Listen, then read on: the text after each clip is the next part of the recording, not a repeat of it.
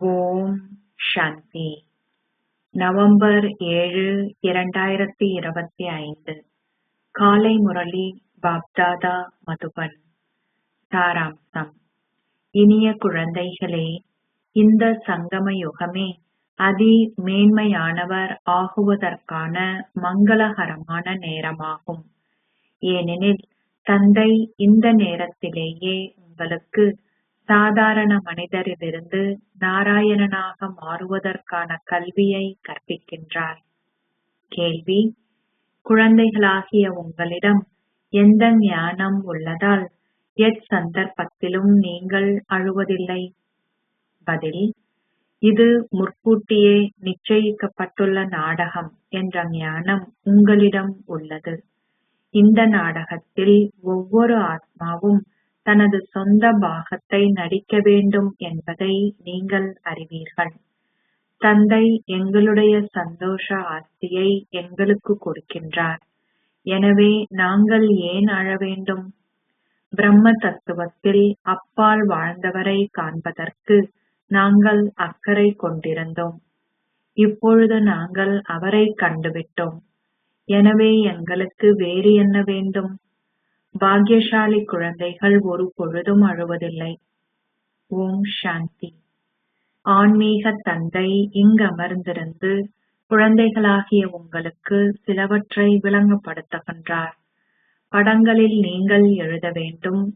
திருமூர்த்தி சிவபாபா குழந்தைகளுக்கு விளங்கப்படுத்துகின்றார்.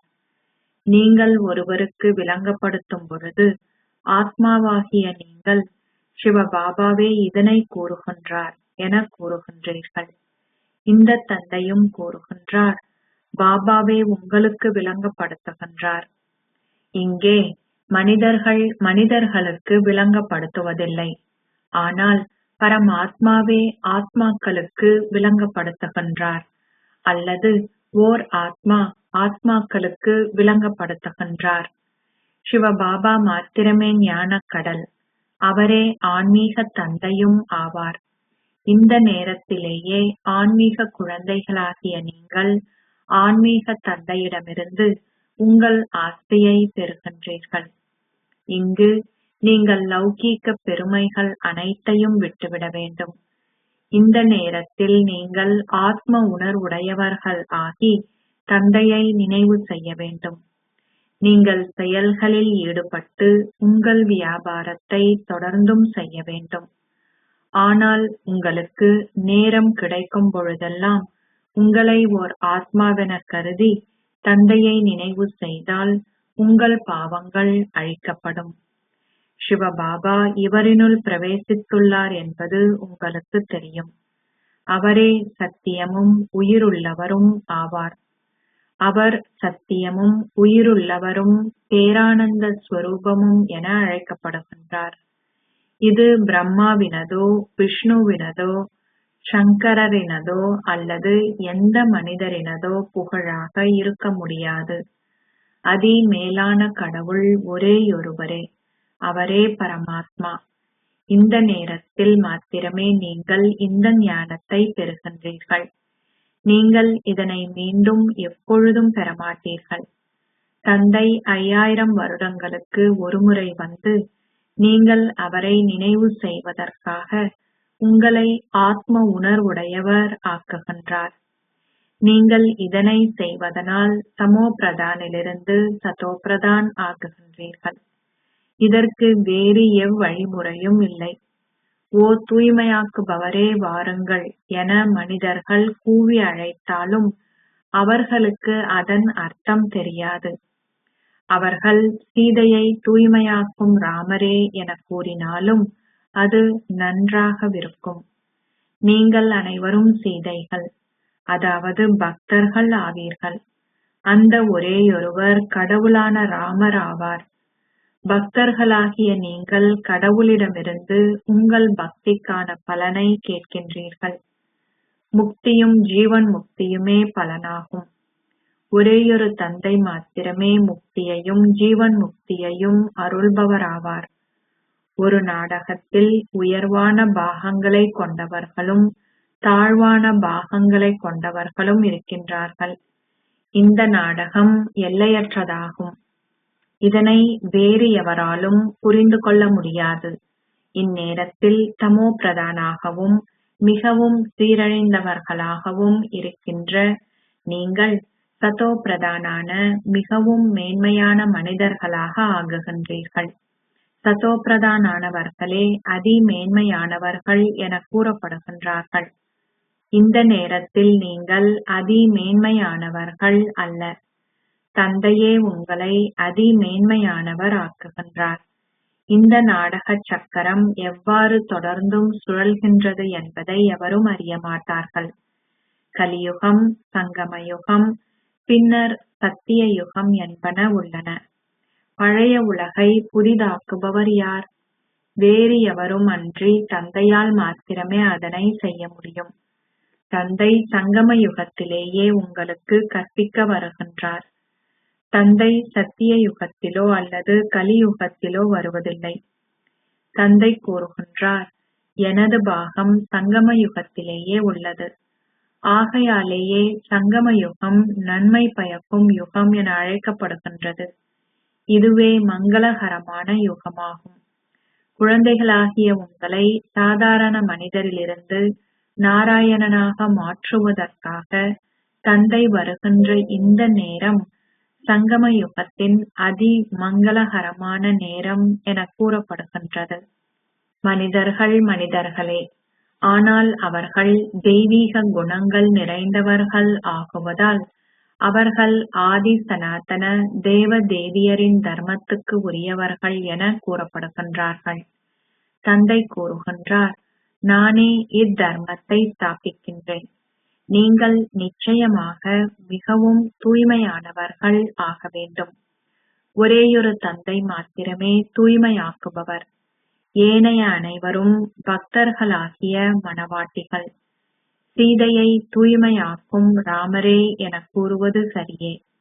எவ்வாறாயினும் அதன் பின்னர் அவர்கள் இவர் சத்திரிய குலத்தை சேர்ந்த அரசர் ராமர் என கூறுகின்றார்கள். ஆகையால் அது பிழையாகுகின்றது. மக்கள் சரியாக புரிந்து கொள்ளாததால் தாங்கள் விரும்பிய அனைத்தையும் தொடர்ந்தும் கூறுகின்றார்கள். இதனையே அவர்கள் தொடர்ந்தும் ஓதுகின்றார்கள். இப்பொழுதே சந்திர வம்சத்திற்கான தர்மமும் ஸ்தாபிக்கப்படுகின்றது என நீங்கள் அறிவீர்கள். தந்தை வந்து பிராமண குலத்தை ஸ்தாபிக்கின்றார். அது ஒரு வம்சமென அழைக்கப்படுவதில்லை. இது ஒரு குடும்பமாகும். இங்கே பாண்டவர்களது அல்லது கௌரவர்களது ராஜ்யம் எதுவும் இல்லை. கீதையை கற்றவர்கள் இவ்விஷயங்களை மிகவும் விரைவில் புரிந்து கொள்வார்கள். இதுவும் கீதையே. இதனை பேசுபவர் யார்? கடவுள். முதலில் கீதையின் கடவுள் யார் என்பதை குழந்தைகளாகிய நீங்கள் விளங்கப்படுத்த வேண்டும். அவர்கள் கூறுகின்றார்கள், கடவுள் ஸ்ரீ கிருஷ்ணர் பேசுகின்றார். எவ்வாறாயினும் சத்திய யுகத்திலேயே ஸ்ரீ கிருஷ்ணர் இருக்கின்றார். அவரில் உள்ள அந்த ஆத்மா அழிவதில்லை. சரீரத்தின் பெயரே மாறுகின்றது. ஆத்மாவின் பெயர் என்றுமே மாறுவதில்லை. ஸ்ரீ கிருஷ்ணரின் சரீரத்தில் உள்ள ஆத்மா சத்திய யுகத்தில் மாத்திரமே அந்த ரூபத்தில் இருக்கின்றார். அவர் முதல் இலக்கத்தை பெறுகின்றார். முதலாம் லக்ஷ்மி நாராயணன், இரண்டாம் லக்ஷ்மி நாராயணன், மூன்றாம் லக்ஷ்மி நாராயணன் ஆகியோர் உள்ளனர். எனவே அதற்கேற்ப அவர்களுக்கு புள்ளிகள் குறைவாக இருக்கும். மாலை உருவாக்கப்படுகின்றது. உருண்டா மாலையும் உருத்ர மாலையும் உள்ளன என தந்தை விளங்கப்படுத்தியுள்ளார். அவர்கள் உருண்டா மாலையை விஷ்ணுவின் கழுத்தில் காட்டுகின்றார்கள். குழந்தைகளாகிய நீங்கள் வரிசை கிரமமாக விஷ்ணுவின் உலகிற்கு அதிபதிகள் ஆகுகின்றீர்கள். அது நீங்கள் விஷ்ணுவின் கழுத்து மாலை ஆகுவதை போன்றதாகும். முதலில் நீங்கள் சிவனின் கழுத்து மாலை ஆகுகின்றீர்கள். அதுவே மக்கள் செபிக்கின்ற உருத்திர மாலை என அழைக்கப்படுகின்றது. எவரும் மாலையை என்றும் வழிபடுவதில்லை. மாலையின் மணிகளே நினைவு செய்தவாறு உருட்டப்படுகின்றன. விஷ்ணுவின் உலக ராஜ்யத்திற்கு வரிசை கிரமமாக வருகின்றவர்களே மாலையில் மணிகள் ஆகுகின்றார்கள். ஒரு மாலையில் முதலில் குஞ்சமும் அதன் பின்னர் இரட்டை மணிகளும் உள்ளன. அது இல்லறப் பாதையை குறிக்கின்றது. இல்லறப் பாதை பிரம்மாவுடனும் சரஸ்வதியுடனும் குழந்தைகளுடனும் ஆரம்பமாகுகின்றது. அவர்களே பின்னர் தேவர்கள் ஆகுபவர்கள். லக்ஷ்மியும் நாராயணனும் முதலாமவர்கள். அவர்களுக்கு மேல் சிவபாபாவை குறிக்கும் குஞ்சம் மலர் உள்ளது. மாலையின் மணிகளை உருட்டிய பின்னர் மக்கள் குஞ்சத்தை மலரை வழிபடுகின்றார்கள். மறுபிறவி எடுக்காத சிவபாபாவே குஞ்சம் மலர் ஆவார். அவர் இவரினுள் பிரவேசிக்கின்றார். அவர் உங்களுக்கு விளங்கப்படுத்துகின்றார். இவரின் ஆத்மா இவருக்கே உரியது. இவர் தனது சரீரத்தின் ஜீவனோபாயத்திற்கு தேவையானதை தொடர்ந்தும் செய்கின்றார். ஆனால் உங்களுக்கு ஞானம் கொடுக்க வேண்டியது அந்த ஒரேயொருவரின் கடமையாகும். ஒருவரின் மனைவியோ அல்லது தந்தையோ மரணிக்கும் பொழுது அந்த ஆத்மா ஒரு பிராமண புரோகிதரின் சரீரத்தினுள் வரவழைக்கப்படுகின்றார். ஆரம்ப நாட்களில் அந்த ஆத்மா வருவதுண்டு. எவ்வாறாயினும் அந்த ஆத்மா அச்சரீரத்தை விட்டு வருவதில்லை. அது நாடகத்தில் முற்கூட்டியே நிச்சயிக்கப்பட்டிருக்கும். அவை அனைத்தும் பக்தி மார்க்கத்திற்குரியவை. அந்த ஆத்மா சென்று வேறொரு சரீரத்தை எடுத்தார். குழந்தைகளாகிய நீங்கள் இப்பொழுது இந்த ஞானம் முழுவதையும் பெறுகின்றீர்கள். ஆகையால் ஒருவர் மரணிக்கும் பொழுது நீங்கள் எதனையிட்டும் கவலைப்படுவதில்லை. உங்கள் தாயே மரணித்தாலும் நீங்கள் அல்வா உண்ணுகின்றீர்கள்.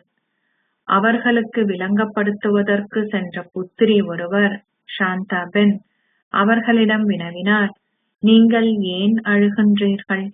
அந்த ஆத்மா சென்று வேறொரு சரீரத்தை பெற்றிருப்பார். நீங்கள் அழுவதால் அந்த ஆத்மா திரும்பி வரப் போவதில்லை. பாக்கியசாலிகள் அழுவதில்லை. அவ்வாறு கூறி அவர் அனைவரது அழுகையையும் நிறுத்தி அவர்களுக்கு விளங்கப்படுத்த ஆரம்பித்தார். இவ்வாறாக பல புத்திரிகள் விளங்கப்படுத்துகின்றார்கள். இப்பொழுது அழுவதை நிறுத்துங்கள். போலி பிராமணர்களுக்கு படைக்காதீர்கள். நான் உண்மையான பிராமணர்களை இங்கு அழைத்து வருகின்றேன். பின்னர் அவர்கள் இந்த ஞானத்தை செவிமடுக்க ஆரம்பிக்கின்றார்கள். அத்துடன் அவர் கூறுவது சரியென அவர்கள் புரிந்து கொள்கின்றார்கள். இந்த ஞானத்தை செவிமடுப்பதால் அவர்கள் அமைதி நிறைந்தவர்கள் ஆகுகின்றார்கள். மக்கள் பாகவதத்தை 7 நாட்களுக்கு வாசித்த பொழுதும் அவர்களின் துன்பம் அகற்றப்படுவதில்லை. எவ்வாறாயினும் புத்திரிகளாகிய உங்களால் அனைவரது துன்பத்தையும் அகற்ற முடியும். அழவேண்டிய அவசியம் இல்லை என்பதை நீங்கள் புரிந்து கொள்கின்றீர்கள். இந்த நாடகம் முற்கூட்டியே நிச்சயிக்கப்பட்டது. அவரவர் தனது சொந்த பாகத்தை நடிக்க வேண்டும். எச்சந்தர்ப்பத்திலும் நீங்கள் அழக்கூடாது. நீங்கள் அதிகளவு அலைந்து திரிந்து தேடிய எல்லையற்ற தந்தையையும் ஆசிரியரையும் குருவையும் கண்டு கொண்டுள்ளீர்கள். நீங்கள் இப்பொழுது அப்பால் பிரம்ம தத்துவத்தில் வாழும் பரமாத்மாவாகிய பரம தந்தையை கண்டு கொண்டுள்ளீர்கள். எனவே உங்களுக்கு வேறு என்ன வேண்டும்? தந்தை மாத்திரமே சந்தோஷ ஆஸ்தியை கொடுக்கின்றார். நீங்கள் தந்தையை மறக்கும் பொழுதே அழுகின்றீர்கள். நீங்கள் தந்தையை நினைவு செய்தால் சந்தோஷத்தை அனுபவம் செய்கின்றீர்கள். ஓ, நாங்கள் உலக அதிபதிகள் ஆகுகின்றோம். நாங்கள் அதன் பின்னர் 21 தலைமுறைகளுக்கு அழ வேண்டியதில்லை. 21 தலைமுறை என்றால் ஒவ்வொரு பிறவியிலும் வயோதிப வயதை அடையும் வரைக்கும் உள்ள காலமாகும். அங்கு என்றுமே அக்கால மரணம் இருக்க மாட்டாது என்பதே இதன் அர்த்தமாகும். எனவே உங்களுக்குள் அதிகளவு மறைமுகமான சந்தோஷம் இருக்க வேண்டும். நீங்கள் மாயையை வெற்றி கொண்டு உலகையும் வெற்றி கொள்பவர்கள் ஆகுவீர்கள் என்பதை நீங்கள் அறிவீர்கள். ஆயுதங்கள் போன்றவற்றிற்கான கேள்விக்கே இடமில்லை. நீங்கள் சிவசக்திகள். உங்களிடம் ஞான வாளும் ஞான அம்பும் உள்ளன. பக்தி மார்க்கத்துக்குரிய மக்கள் தேவியரை பௌதீக அம்புகளுடனும் திரிசூலத்துடனும் சித்தரித்துள்ளார்கள். தந்தை கூறுகின்றார், நீங்கள் விக்காரத்தை ஞானவாளினால் வெற்றி கொள்ள வேண்டும். தேவியர் வன்முறையில் ஈடுபடுபவர்களாக இருக்க முடியாது. அவை அனைத்தும் பக்தி மார்க்கத்திற்குரியவை. சாதுக்கள், புனிதர்கள் போன்றோர் துறவற பாதைக்கு உரியவர்கள்.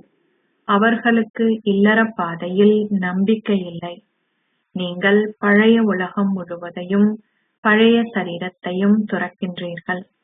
இப்பொழுது ஆத்மாக்களாகிய நீங்கள் தந்தையை நினைவு செய்தால் தூய்மையாகுவீர்கள். நீங்கள் இந்த ஞானத்தின் சமஸ்காரங்களை உங்களுடன் எடுத்து செல்வதால் அதற்கேற்ப புதிய உலகில் பிறப்பெடுக்கின்றீர்கள்.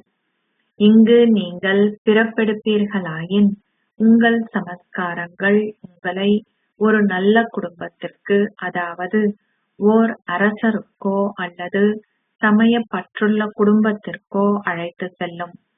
நீங்கள் அனைவராலும் நேசிக்கப்படுவீர்கள். உங்களை ஓர் தேவி என அவர்கள் கூறுவார்கள். மக்கள் ஸ்ரீ கிருஷ்ணரின் புகழை அதிகளவில் பாடுகின்றார்கள். அவர் தனது குழந்தை பருவத்தில் வெண்ணெயை திருடியதாகவும் மண்பானையை உடைத்ததாகவும் அவர் அதை இதை செய்தார் என்றெல்லாம் கூறுகின்றார்கள்.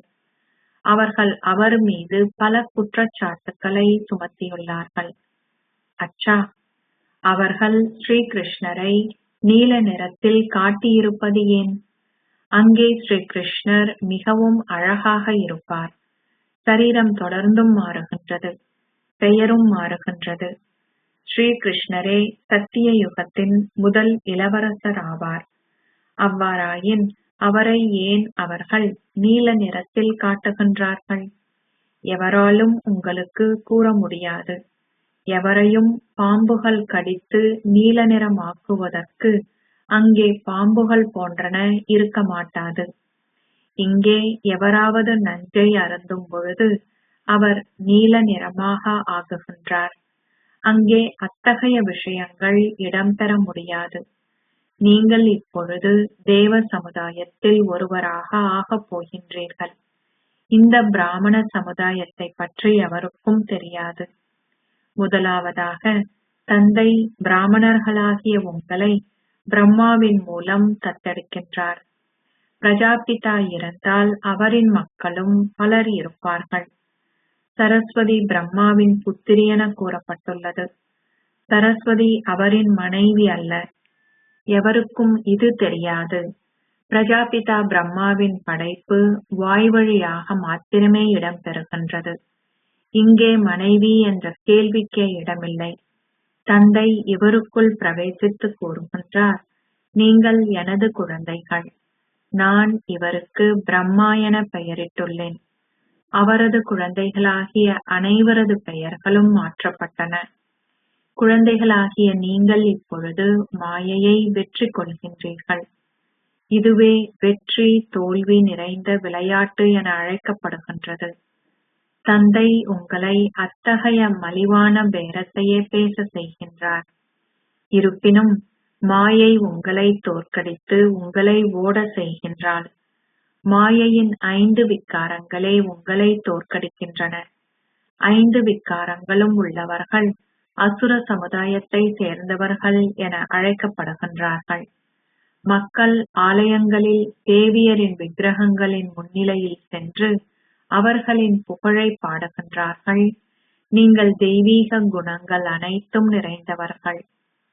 தந்தை உங்களுக்கு விளங்கப்படுத்துகின்றார், நீங்கள் பூஜிக்க தகுதி வாய்ந்த தேவர்களாக இருந்தீர்கள். அதன் பின்னர் 63 பிறவிகளுக்கு பூஜிப்பவர்கள் ஆகினீர்கள். நீங்கள் இப்பொழுது மீண்டும் பூஜிக்க தகுதி வாய்ந்தவர்கள் ஆகுகின்றீர்கள். தந்தை உங்களை பூஜிக்க தகுதி வாய்ந்தவர்கள் ஆக்குகின்றார். ஆனால் ராவணன் உங்களை பூஜிப்பவர்கள் ஆக்குகின்றான். இவ்விஷயங்கள் சமய நூல்களில் குறிப்பிடப்படவில்லை. தந்தை எந்த சமய நூலையும் கற்கவில்லை. அவர் ஞானக் கடல் ஆவார். அவர் உலக சர்வ சக்திவான். சர்வ சக்திவான் என்றால் சகல சக்திகளும் நிறைந்தவர் என்று அர்த்தமாகும். தந்தை கூறுகின்றார், எனக்கு வேதங்கள், சமய நூல்கள் அனைத்தும் தெரியும். அவை அனைத்தும் பக்தி மார்க்கத்தின் சம்பிரதாயங்களாகும். எனக்கு அவ்விஷயங்கள் அனைத்தும் தெரியும். நீங்கள் துவாபர யுகத்திலே பூஜிப்பவர்கள் ஆகினீர்கள். சத்திய திரேதா யுகங்களில் வழிபாடு இடம்பெறுவதில்லை. அது பூஜிக்க தகுதி வாய்ந்தவர்களின் வம்சமாகும். அதன் பின்னர் பூஜிப்பவர்களின் வம்சம் உள்ளது. இந்நேரத்தில் அனைவருமே பூஜிப்பவர்கள் ஆவார்கள். எவருக்கும் இவ்விஷயங்கள் தெரியாது. தந்தை வந்து உங்களுக்கு 84 பிறவிகளின் கதையை கூறுகின்றார். பூஜிக்க தகுதி வாய்ந்தவர்களையும் பூஜிப்பவர்களையும் பற்றிய நாடகம் உங்களை அடிப்படையாக கொண்டதே ஆகும். மக்கள் இந்து சமயத்தை பற்றி பேசுகின்றார்கள். உண்மையில் பாரதத்தில் ஆதி சனாதன தேவ தேவியரின் தர்மமே இருந்தது. இந்து சமயம் இருக்கவில்லை. பல விஷயங்கள் விளங்கப்படுத்தப்பட வேண்டும். இக்கல்வி ஒரு வினாடிக்கானதாகும். இருப்பினும் அதற்கு நீண்ட காலம் எடுத்துள்ளது. ஒரு சமுத்திரத்தை மையாக்கினாலும் காட்டை எழுதுகோள்களாக ஆக்கினாலும் இந்த ஞானத்திற்கு ஒரு முடிவு இருக்க முடியாது என கூறப்படுகின்றது. நான் இறுதி வரை உங்களுக்கு இந்த ஞானத்தை தொடர்ந்தும் கூறுவேன். இதனை கொண்டு நீங்கள் எத்தனை புத்தகங்களை தயாரிப்பீர்கள்? ஆரம்ப காலத்தில் பாபா அதிகாலையில் விழித்தெழுந்து எழுதுவார். பின்னர் மம்மா அதனை வாசிப்பார். அப்பொழுதிலிருந்து அவை அச்சடிக்கப்படுகின்றன. அதிகளவு தாள்கள் பயன்படுத்தப்பட்டிருக்க வேண்டும். கீதை சின்னஞ்சிறியதாகும். அவர்கள் கீதையை ஒரு பேழையாக கூட செய்கின்றார்கள். கீதை அதிகளவு தாக்கத்தை ஏற்படுத்தக்கூடியது. ஆனால் அவர்கள் ஞானத்தை அருள்பவரான கீதையின் கடவுளை மறந்துவிட்டார்கள். அச்சா, இனிமையிலும் இனிமையான அன்புக்குரிய, எப்போதோ தொலைந்து இப்போது கண்டுபிடிக்கப்பட்டிருக்கும் குழந்தைகளுக்கு உங்கள் தாய் தந்தையாக இருக்கும் பாப் தாதாவின் அன்பும் நினைவுகளும் காலை வந்தனங்களும். ஆன்மீக தந்தை ஆன்மீக குழந்தைகளுக்கு நமஸ்தே சொல்கிறார். ஆன்மீக குழந்தைகள் ஆன்மீக தந்தைக்கு நமஸ்தே சொல்கின்றனர். தாரணைக்கான சாராம்சம். 1. விக்காரங்களை இந்த ஞான வாளினால் வெற்றி கொள்ளுங்கள். இந்த ஞான சமஸ்காரங்களினால் உங்களை நிரப்பிக் கொள்ளுங்கள். பழைய உலகத்தையும் உங்கள் பழைய சரீரத்தையும் துறந்துவிடுங்கள். 2. பாக்கியசாலிகளாக இருக்கின்ற சந்தோஷத்தை பேணுங்கள். எதனையிட்டும் கவலைப்படாதீர்கள். ஒருவர் தனது சரீரத்தை நீங்கி செல்லும் பொழுது கூட துன்பக் கண்ணீர் சிந்தாதீர்கள். ஆசீர்வாதம். உங்கள் கட்டுப்படுத்தும் சக்தியினால் ஒரு வினாடிக்கான பரீட்சையில் சித்தி அடைந்து சிறப்பு சித்தி எய்துபவர் ஆகுவீர்களாக. ஒரு கணம் உங்கள் சரீரத்திற்கு வாருங்கள். அடுத்த கணம் சரீரத்திலிருந்து விடுபட்டு அவ்வியக்த ஸ்திதியில் ஸ்திரமாகுங்கள்.